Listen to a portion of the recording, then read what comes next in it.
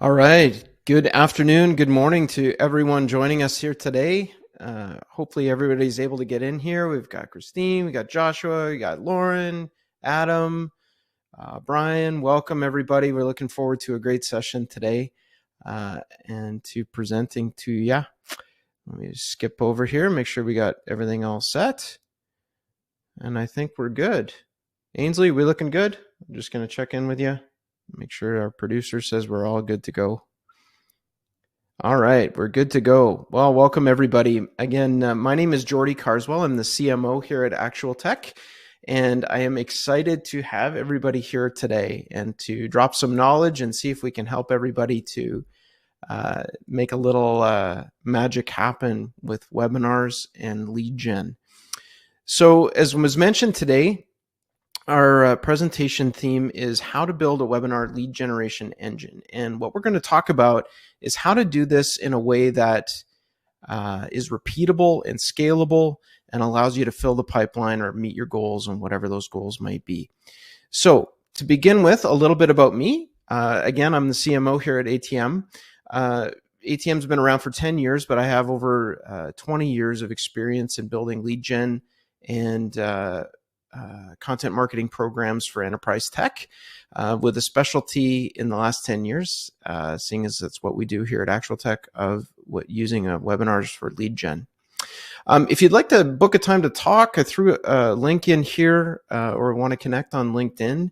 I'd be happy to connect with you and excited to talk shop at any time. And if you'd like a little help with your strategy, talk about how things are going, how you can tweak, or need some advice or just want to vent, by all means, hit me up here and book a time with me and be happy to get together and chat with you. So a little bit about ActualTech. Most folks probably know us, but just in case, for the last 10 years, we have helped enterprise tech companies, cloud, cybersecurity, data protection, everybody build and leverage lead gen programs using webinars, content syndication, and for those that are in need of content, we've been helping with that as well for over 10 years. But today, we're going to jump right into our agenda. So today, we're going to kind of break this discussion down into a few different sections here. First of all, we're going to talk about the prerequisites for success. So we've seen enough webinar programs over the years for lead gen to know how important it is to start off on the right foot and to cover all your bases before you start. And so we're going to talk about that and figure out what those prerequisites are. I think there's about 3 or 4 of them that will ensure you have good success. And then next, we'll talk about how to turn everything into an engine that is repeatable and scalable and can be used over and over.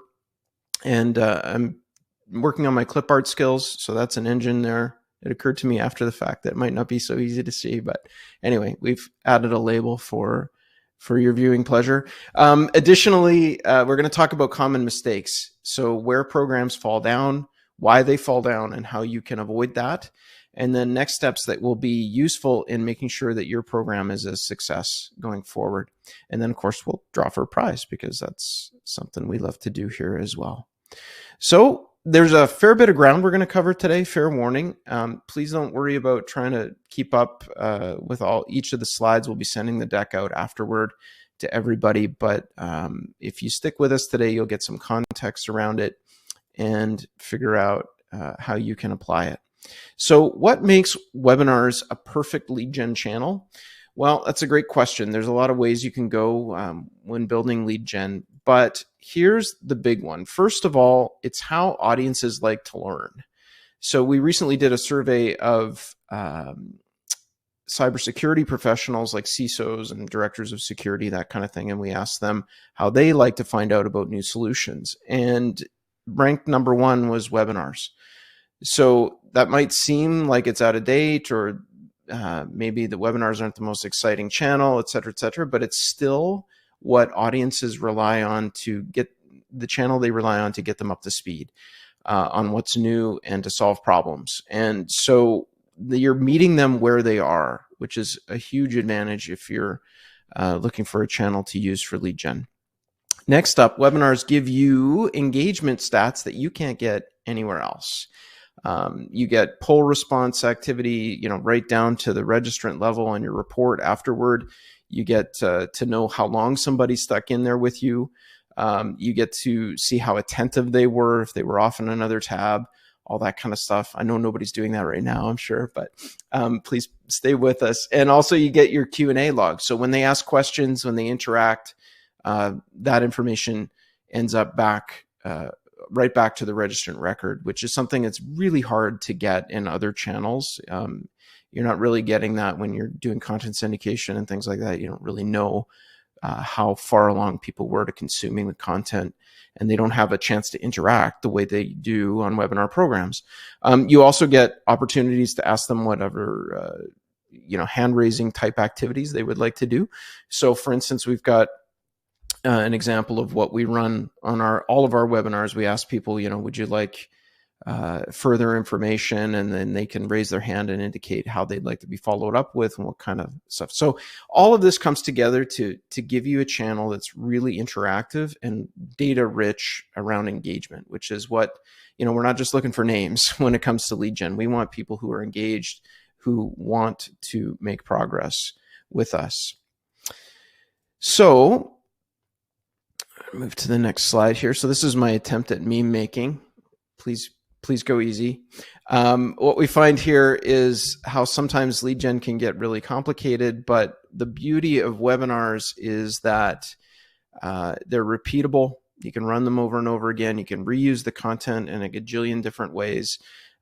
There's always opportunity to find new audiences who haven't heard that content before, and so you can repeat the channel there. And each individual event can scale to the moon, really. These platforms now support, as many folks as you can pack the house with.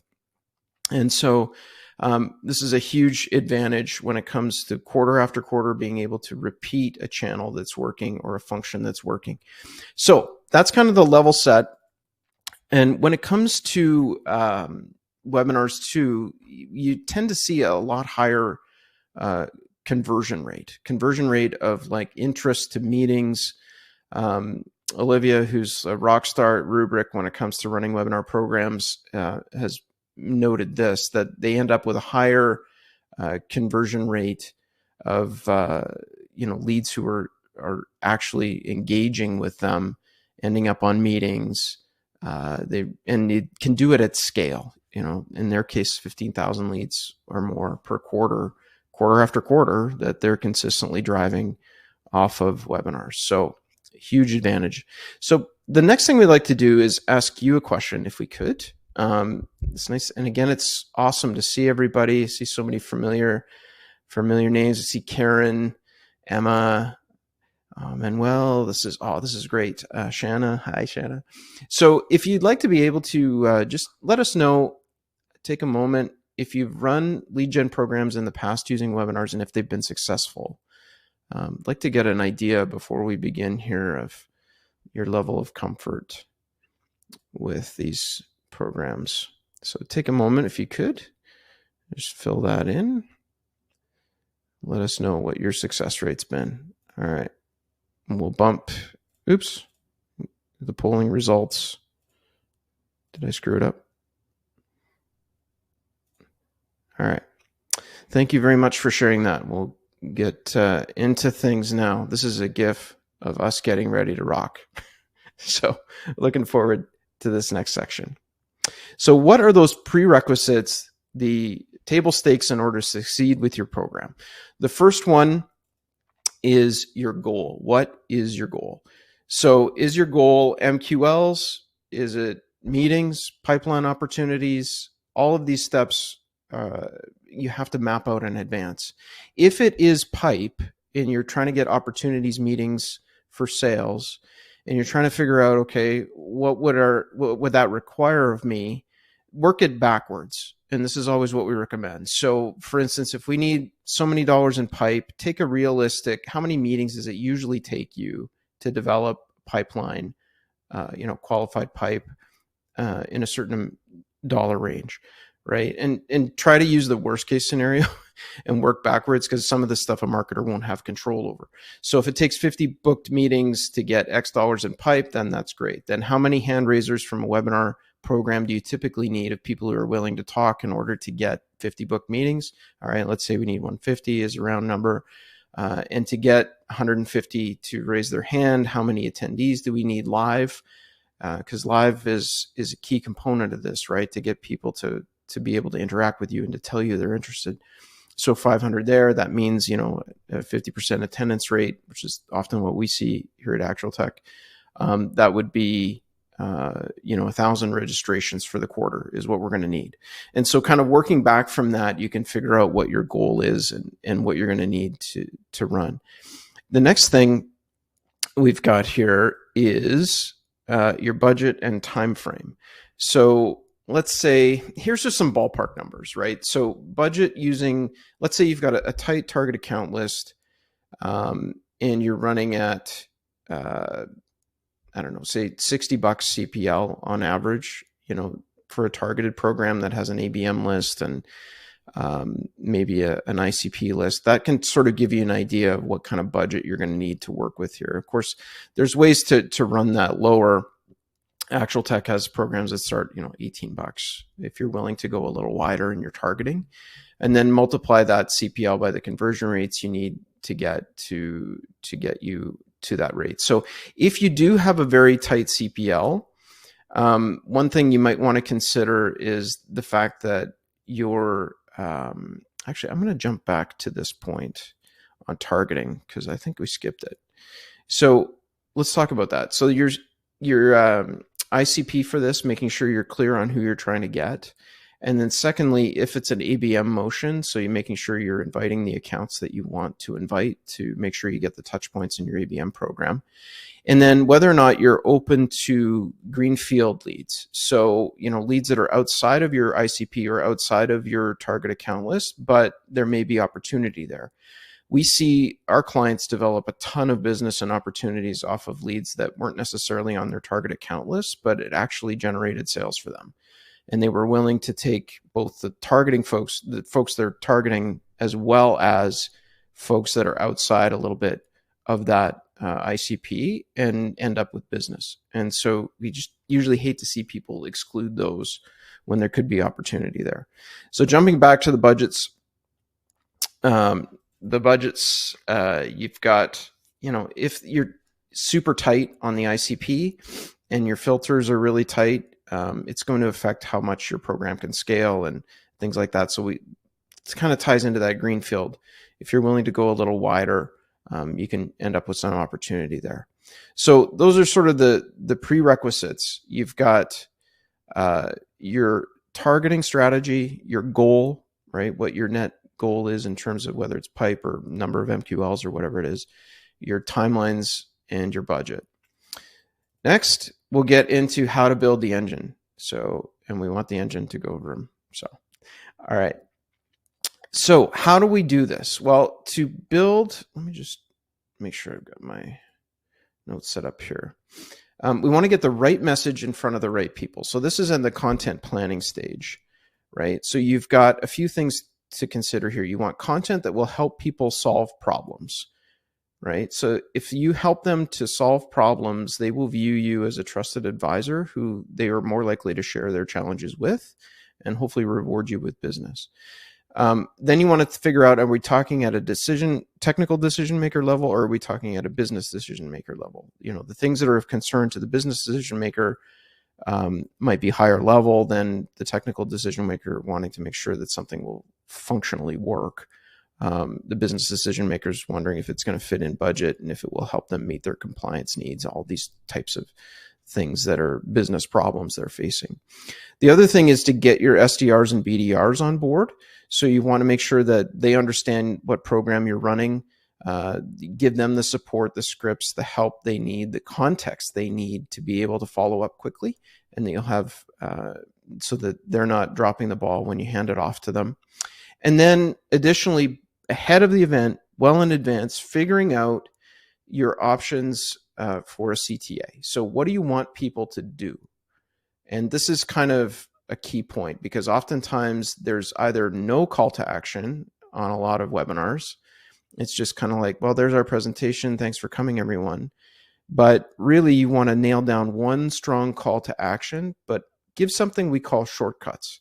Shortcuts are basically an option for people who are ready to take action right away to get in touch with you. So you'll notice today in our handout section, there's a Meet with Geordie link in there where you can go straight to a booking link and book a time to chat, right? So that's what we call a shortcut. Give me the ability to do what I want to do right away and to get right to that action if I'm ready. The next thing is, to make sure that those shortcuts are included throughout your messaging. And we're going to get to that as we go through, so that that same call to action comes through at every touch point that you can possibly push it. An additional thing in the planning stage, in the sort of pre-event stage, is decide whether you're going to do a single event or a series. So you might see a number of vendors doing series. And here, if you are going to do the series route, this is something we've seen work. You take basically your top of funnel or tofu idea, so something really broad, then you get a bit narrower in session 2, and then even deeper in session 3.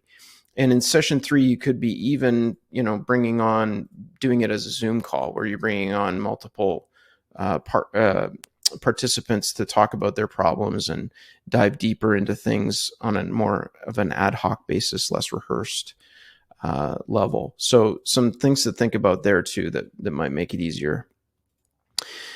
If you're going to do a series, we recommend daisy chaining the series registration flow. So if you sign up for one event in the series, you're registered for them all, as opposed to sending people individual promos to try and get them to sign up for each one. And then if they're already coming in, let's say event number 1 in the series has already started, getting them into event number 2 right away. But when they get the confirmation email for event number 2 or the thank you page, you can just say, hey, if you want to get caught up, here's number 1, and give them a recording link to help them get caught up on demand. The next thing to think about in the pre-planning stage is to determine timelines. So usually allow 2 to 3 weeks minimum to get this planned out, get rock solid content set up, get your speaker lined up, all that kind of thing, to figure out your messaging and your calls to action.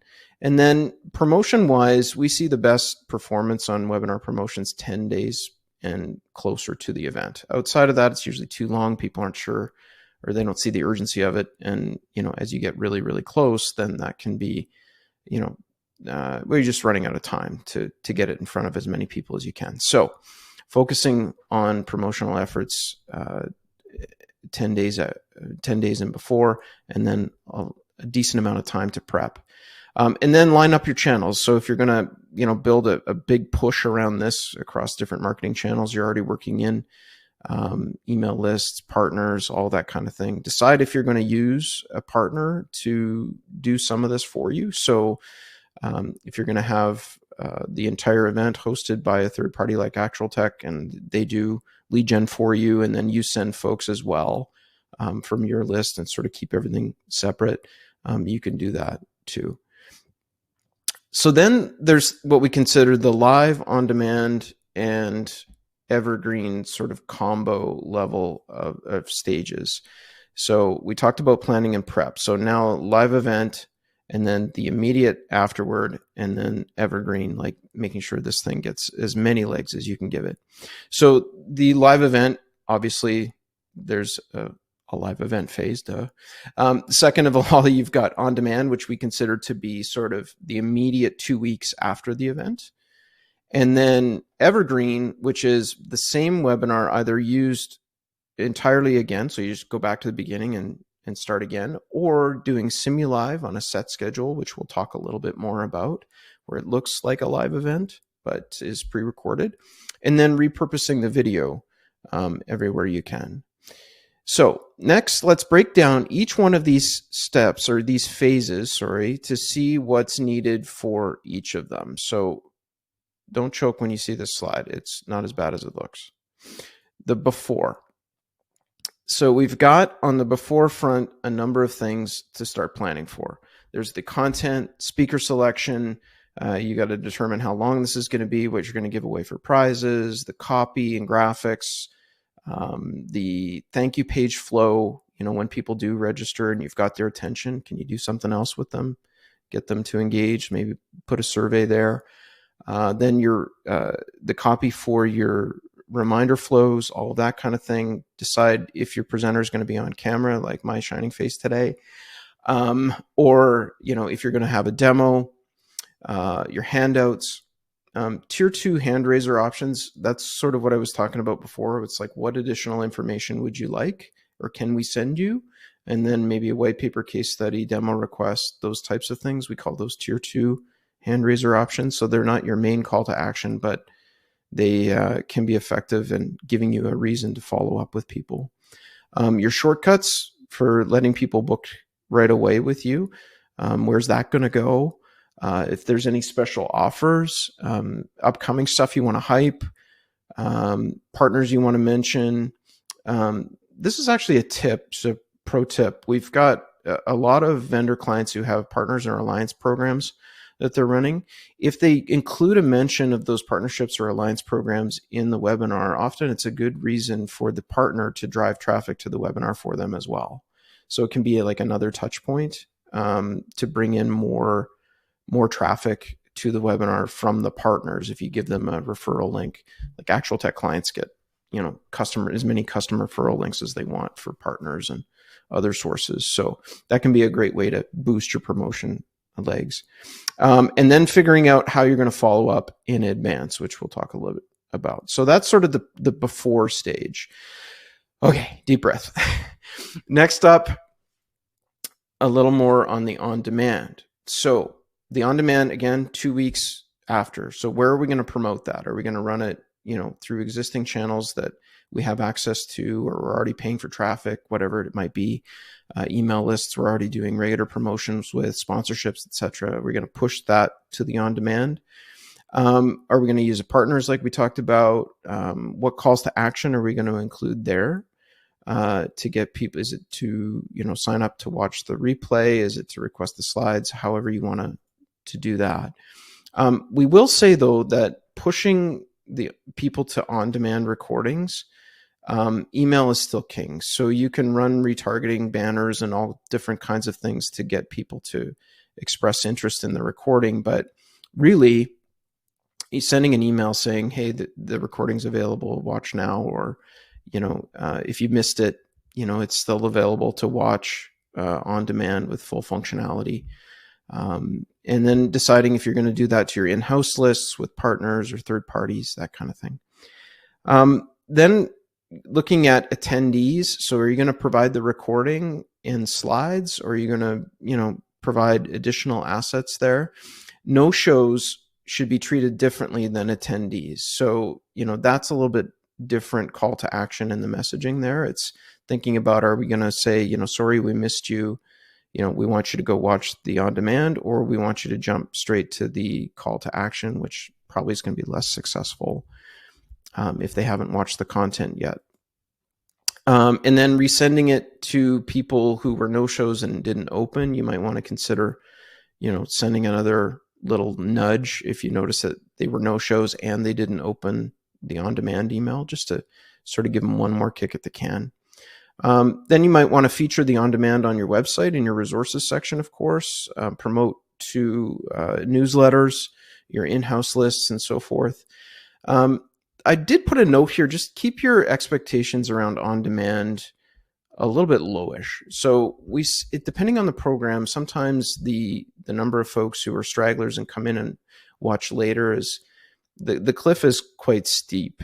And so unless you have a really good traffic strategy to push people into watching the on-demand, just sort of waiting for them to take the live link that they missed, the live event links that they missed, and then filter in later to watch at their convenience, is a little bit lower. So you sort of keep those expectations in check in terms of what you'll see.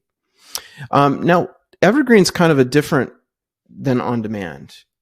So there are certain platforms like Webinar Jam, and I'm not sure if you're familiar with this, but basically it takes a replica recording of your event with a live chat tie-in and makes it seem entirely live.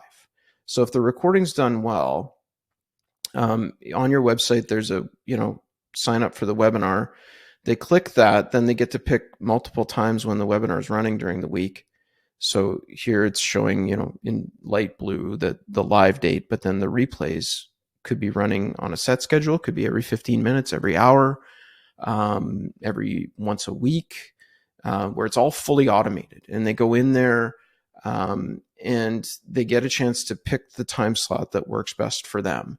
And then leads are, filtered through to your CRM from there, and you can educate your BDRs on, hey, you might see some live chat coming in from these events of people who are watching like a simulator, a replica event, and have questions and think that you're actually presenting live, but they have questions. And so if you can provide your BDRs with a little bit of, oh, we got somebody coming in here who's watching live and has questions, then they'll be able to work with those leads. You can also run rerun events again. So you can have, either a recorded event that you run again, or, you could even run it live again with other channels and partners. Again, feature on your website, and then take that recording, make it, even if you have an audio only podcast, that's okay. Use that recording with a little preamble that says, hey, everybody, we just ran a webinar that's really good. We're going to play the audio for you as a podcast episode.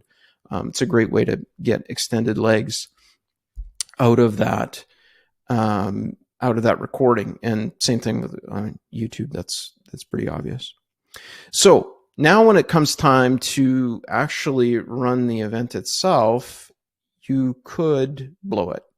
And hopefully I'm not blowing it here today. I'm not one of our expert presenters like Jess and our team here at ActualTech. But what does it mean? Well, basically, you've got a number of things you need to figure out. So first of all, good energy, right? So you want to have somebody who's energetic. I love on camera for this, right? I'd like people to be able to see me and to see me having fun and enjoying talking about a topic. That's more engaging to watch than just the slides or in death by PowerPoint. So, and then good moderation, having an energetic moderator who's who's excited about the topic and is looking forward to sharing it with you. Next, we talk about framing the problem and solution and call to action. So level setting by explaining the problem, and this is sort of a good formula, explaining the problem. How is the problem currently handled? Or how are people usually solving that problem? And why does that suck? Or why does there need to be a better way? Then showing them a better way, how you do it, and then a call to action for them to learn more or get in touch with you to see how it could work for them. So how it's currently handled, what the problem is, how it's currently handled, why that sucks, and there must be a better way, which of course everyone's solution has a better way of taking care of the particular problem. So that sort of framing is really powerful, including stories, case studies, sprinkling in industry quotes from folks in your industry that help frame the problem or talk about the challenge. Mentioning hot trends, maybe myth busting, doing things that are a little different as part of your presentation to mix it up. Encouraging comments, feedback, and chat. So we'd like to do that now. So as you're looking at your console, there's a questions tab. If you have thoughts, questions, whatever, you just like to say hi, go ahead and pop that in there into the chat, because we're going to take some questions at the end and see if we can share some tips. Additionally, strategic polling. So if you've got some questions you want to ask that help you to profile the user or the viewer and get more data from them, remember that ties back to their registered record in the reporting. And so it's a really powerful way to learn more about them, or, get hand raisers like we talked about, what are these items that you'd like to see, and that kind of thing. Thanks for the question, Lauren. That's awesome.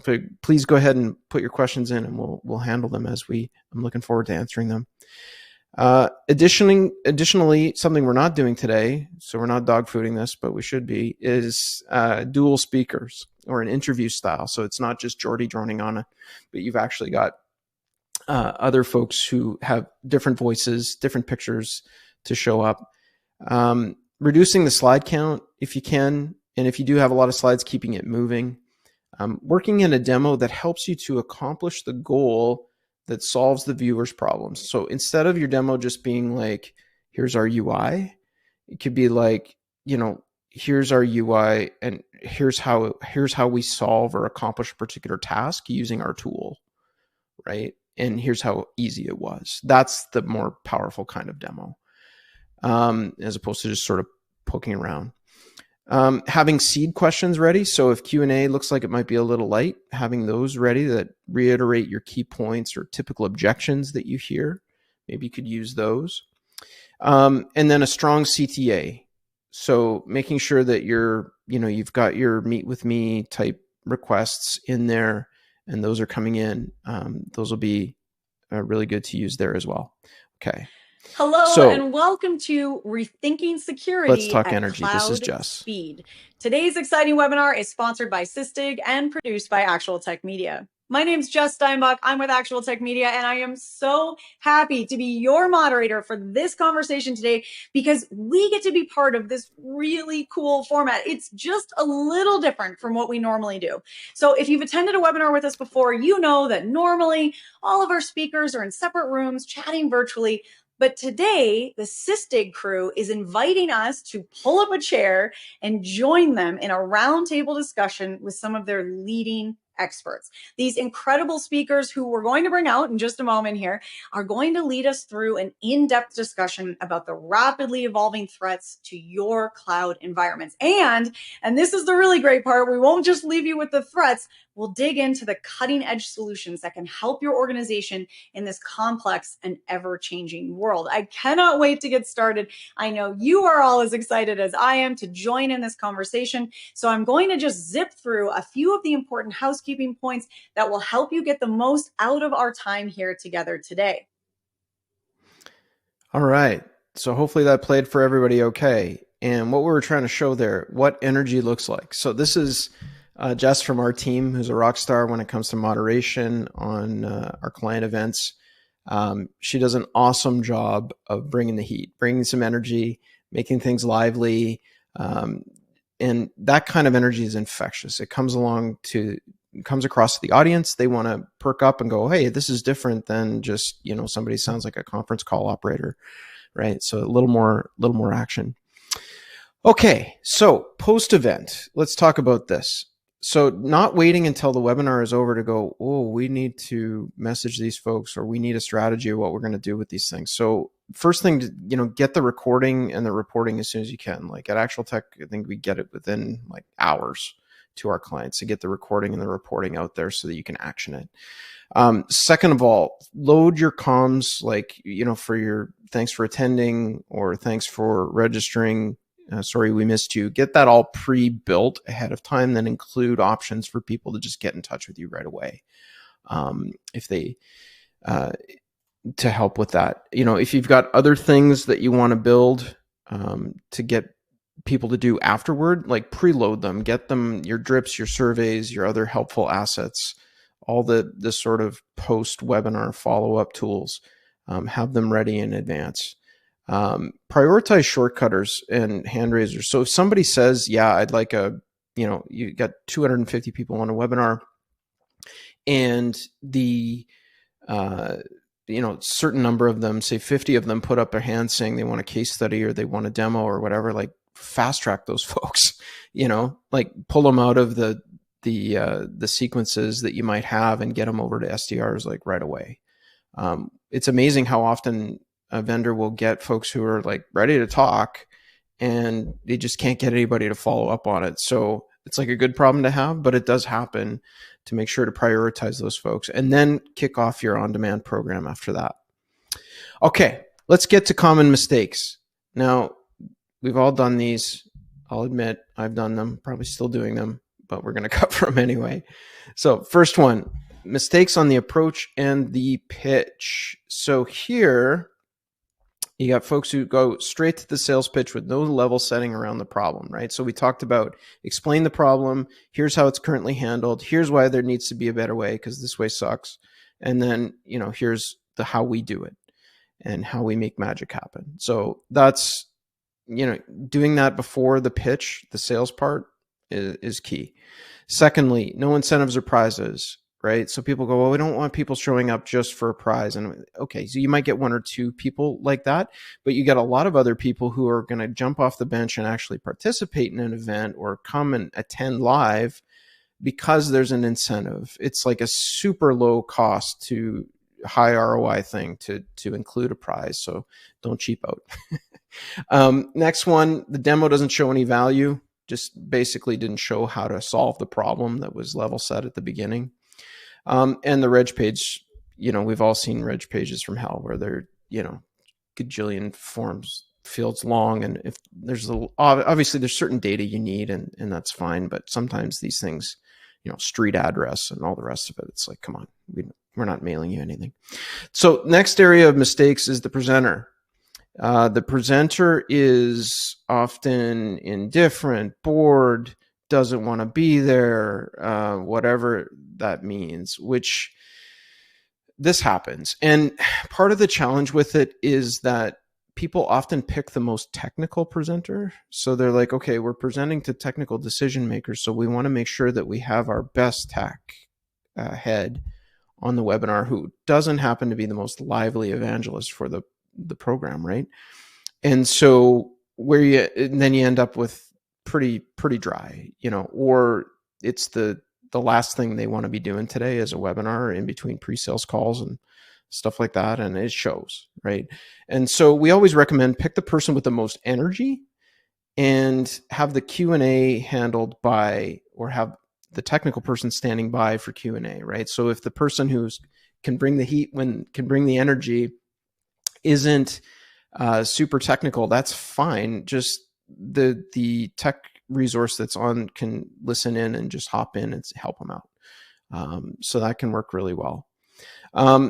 No prep, no dry run, right? So oftentimes I do webinars all the time. Let me just hop on here and make it go.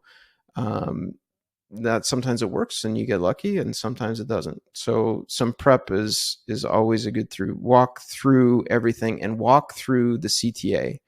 So, and that ties into this next point, which is to make sure that the presenter knows what the point of this webinar is, right? So when you're doing your prep and you're planning, be like, hey, Jerry, you're presenting on the webinar. Here's what we're trying to do. We're trying to drive meeting requests out of this webinar. So as you go through your presentation, can you mention a couple of points where it might be valuable to meet with us?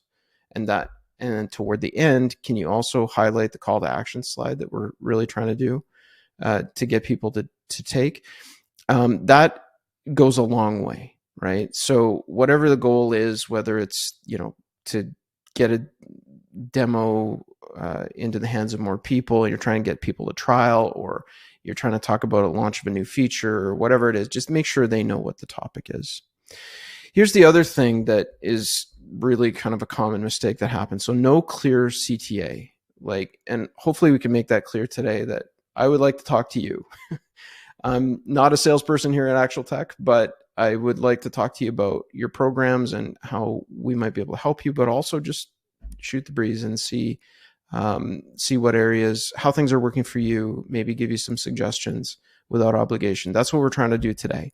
But oftentimes on webinars, there is no clear CTA. So again, thanks very much, everybody. It's been great talking to you. See you later, right? You want something there. Make that easy. Make it easy for people to do that. So here today, we've included it on some slides. We put it in the handout section to make it easy for you to get in touch with us. Also, this tier 2 interest gauge that we talked about, right? So maybe you're not ready to meet yet, but if we put up a poll or something like that that says, I'd like a white paper, a demo, a case study, tech brief, ebook, whatever it is, give me some other options to take advantage of it. That shouldn't blur the main CTA too much. Should be pretty effective if you still do that, and it'll give you a couple other touch points. And then on the follow-up side, you can have no strategy, right? So webinar's over and we haven't thought about what we're going to do with these folks. Nobody prepped the BDRs and what's coming. So, we're handing off a lead list to them where it's uploaded and they're just sitting there scrolling through with no context. So, give them a cheat sheet or something that says, hey, here's the activity we ran. Here's the messaging that was featured on it. here's what people wanted or requested, and just give them as much ammo as you can to help them follow up. And then make sure that you know how to handle your no-shows and your attendees differently, because thanks for registering. If somebody attended isn't as powerful a message as we hope you enjoyed it, here's what we learned, here's some additional action points you can take. It's a different message there.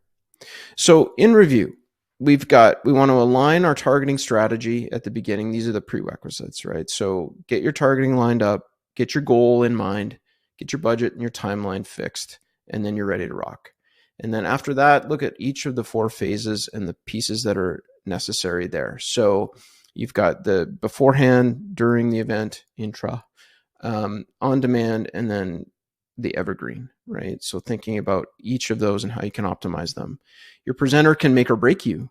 So make sure you've got somebody with some personality and somebody who wants to be there. It shows, and that can have a huge impact. And then have your follow-up prepped and ready. So again, all of these things will help you to build a program that's repeatable. And the focus here is not just random acts of webinar. You want to get one done and under your belt for sure, but you want to be able to do this on a regular basis. And so if you need help, that's what we do here at ActualTech. We handle everything from the lead gen to the hosting to the production. You get Jess if you'd like her, Keith or Scott Becker, expert moderators. We do, the guaranteed leads, full support for your tough ICPs, and we're there to help you on a strategy basis as well. So hopefully that gives you an idea of some of the benefits there. And I think I wanted to point out something else kind of cool we've got coming up. If you hit the link on this slide, and hopefully the slide link works, we've got a live demand gen Zoom workshop coming up where we're going to get peers from top vendors to come on and talk about 2024, talk about where they're stuck, talk about solutions, maybe some advice peer-to-peer, basically have a jam session on demand gen and marketing for enterprise tech vendors. So please come on and join us. We'd love to have you, and bring your questions, your problems, your gripes, and we'll get it all out and have a good session that we think will be, because sometimes there just isn't that many opportunities for people in the tech vendor space to talk to each other. And so we're kind of hoping that will provide an opportunity for that. And I look forward to hosting that on December 8th. So hit the join link there and you'll be able to go. All right. So next, and again, you can book a time with me here if you'd like to chat further. But let's look at some of these questions and then we'll have our prize draw. So Lauren asked, how do you make it clear for individuals to sign up for all webinars in a series at once? So usually we would just put some text above the reg form that just says register for the series. And then and maybe in a little footnote underneath, it'll say, if the series has already begun, we'll make sure you get replay links or something like that. And then depending on like our platform at ActualTech, it allows us to send people to multiple events off of one reg, but usually you can build some kind of automation for that in your Marcom platform or your landing page platform to send people to multiple events. And it makes it clear. Austin had a question: how do LinkedIn Live events compare to other virtual event platforms? This is a tough one because most of the LinkedIn Live events I've seen, I got to say we haven't done a ton of them. We've done simul broadcast, like basically what you're seeing here being pushed live to LinkedIn as well as a sort of supplementary channel. And that has worked to pick up a few more viewers. We haven't done the full reg and like doing all of the lead gen and everything directly to the LinkedIn Live event. More have been using it as a like this thing. I think the platform we're using today, which notified, it will push out to broadcast channels on other platforms simultaneously, YouTube and all that kind of thing. So that's the only way we've really run it. Lauren asks, what has been the most effective way for webinar attendees to get in touch during the event if they feel the itch? So putting the link on multiple slides like we've done here, and I look forward to talking with everybody if they want to hit the link that's on the Q&A slide right now. Also putting it in the handouts section, put it in the chat. So let's say you're using Zoom as your webinar platform. Just paste it in a couple times during the discussion so it pops up in people's chat. That can be another way to get them to scratch that itch as well. Somebody said, what webcam am I using right now? It's just the Apple Studio Display webcam. So I'm glad it looks good. That's a very positive thing. Another one that came in beforehand that I thought was a good one. What are the best ways to nurture folks who registered for the event but did not watch the on-demand and are not opening your messages after the event? So you've got registrants who are not doing that. It's a great question. That one, I would try a couple of things to try and wake them up. You're going to, obviously, if they're not opening, then your subject line is going to be the most key thing to wake them up. So I would offer them a survey opportunity. So take a survey, get a gift card, whatever that might be. Maybe that'll wake them up and get them to engage. And then as they fill out the survey at the end, you can be like, by the way, here's the webinar you missed, and get that on the thank you page for that. Worst case, you could, well, a couple other things. You could offer them the next webinar in a series or your next event that's coming up. You could invite them to that. Maybe they'll bite on that one and sign up. Worst case, you can drop them into a newsletter flow. Just get them into your newsletter flow and maybe they'll find something that interests them in the future. But I'm a huge survey fan, so I don't know if I mentioned this, but a great opportunity to get people to engage and sign up for things is to give them a small gift card in order to fill in a survey. It just, engagement jumps off the chart and it works really well. Julie said, you mentioned mixing up the style. What styles do you find are most effective to sustain engagement? On those ones, yeah, so there's a few things. You can do the panel, right? That's one style. So you've got, Octobox or a bunch of people in windows. It's all great as long as they don't step over one another and no one goes off script. Then other style mixes, you can have interview. So like two people with a nice banter going back and forth. That can make things good. You can have your moderator jump in with questions as they come in. So if you got a good relationship with the moderator, they can hop in and say, hey, Geordie, we got a question here. I just wanted before. And that breaks things up a little bit, which is nice. There's also other formats. There's a workshop type format that you could try. So basically, a bunch of predetermined questions that came in. Maybe you came up with them. Maybe they were pre-submitted on a reg form. People wanted to know how to do something or what the best approach would be. And you can workshop how to do that together. Maybe have 2 or 3 people brainstorming on that.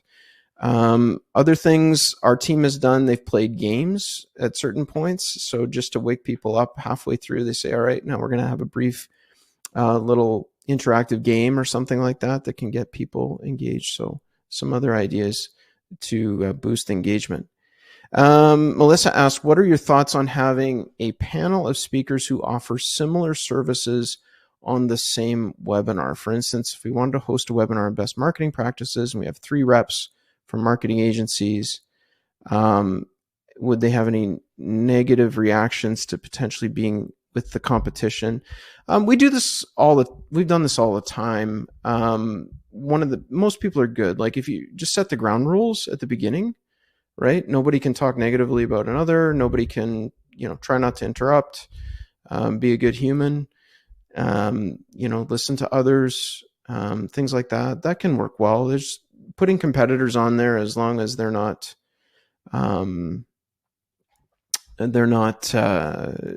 negative. Nobody likes to watch negativity. So, limiting that, making sure you trust them. And that goes to the pre-call too. See how it goes on the pre-call. How is everybody? Are they cool, or is there going to be a problem? right? And you can kind of figure it out from there. Shanna asked, what are you seeing in terms of live viewers versus on demand? We're finding that even though people register, less and less are joining live. Any tips on how to encourage live attendance? Yeah, so our benchmark, that we kind of shoot for is anywhere from 43 to 60% live, and we see that on a lot. We find that a lot of vendors are looking for very finite ABM targeting lists, or their requirements are shrinking the pool of folks, and so it takes longer to get in touch with those people and get them to show up live and so forth. It takes more time to execute on those types of programs, and so I think that we're not particularly seeing a drop in live, but we do think that the more difficult the target that you're going after and the accounts you're going after, the harder it can be to get people on live, and you just might have to accept a little bit lower there. But also, things that work you could incentivize live attendance, encourage people to come on live for additional prizes or things like that. But yeah, that's I think why it's so important to have a good follow-up strategy set up in advance, because there's some folks that you really want to talk to that are just never going to show up live, but they do register because they will watch on demand. So yeah, hopefully that's helpful. Manuel said, any tips or tricks to boost registrations? At times it seems like companies get around the number of registrations for every single webinar. How could you get over that bump? So our experience with registrations has been almost entirely email driven. So just keep inviting people. I think we will do sometimes, usually it's like 2 promos maximum per live event to get people in and signed up. And then after that, the registrations piece is a really good reminder flow. So there's a couple ways you can do that. One is, we do 24 hours out, 1 hour out, and starting now. Those are the pre-event. Oh, plus the confirmation that goes out when you originally register. So that's 4 emails from the system beforehand, reminding them that it's coming up. You probably saw that today. So I think, focusing on that, pushing as much, find email partners that can help you push registrations. Our clients don't worry about it as much because we look after all of that for them. But in terms of getting maximum reg signed up and the attendee piece. But if you're doing it by yourself, definitely I would just lean on email. Don't even waste your time on social media. I mean, you might have to do a couple of promos to show a pulse on your corporate social media or whatever, but definitely lean on email as much as you can. Your own lists, your partners' lists, third parties. Hannah asked, what is the best practice for leaving an open chat on versus Q&A on the webinar? Okay, so this is a great question, because on the one hand, you could have chat that's not productive for your presentation. So if you're presenting a technical solution and a bunch of people get into a discussion that distracts them from the presentation at hand, I'm personally, with technical audiences, the last thing you need is somebody piping up and saying, oh yeah, we tried them and it didn't work, or that kind of stuff. It's just not helpful. The downside outweighs the benefit, I think, versus Q&A where people can, put in an answer and you can sort of curate it. So with technical audiences, marketing audiences like today, everybody's super friendly. It's awesome. But technical audiences, can be a little crabby. So I would be a little cautious with that. All right, let me just make sure I got everybody. I think we did, so that should do it. So now it's time for us to draw a prize winner.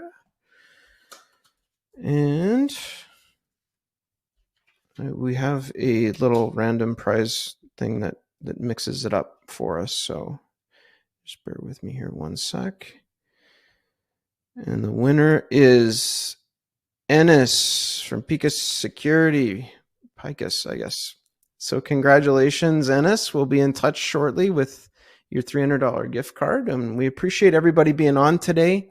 It's been a great session. And like I said, we'll get out to you with these slides.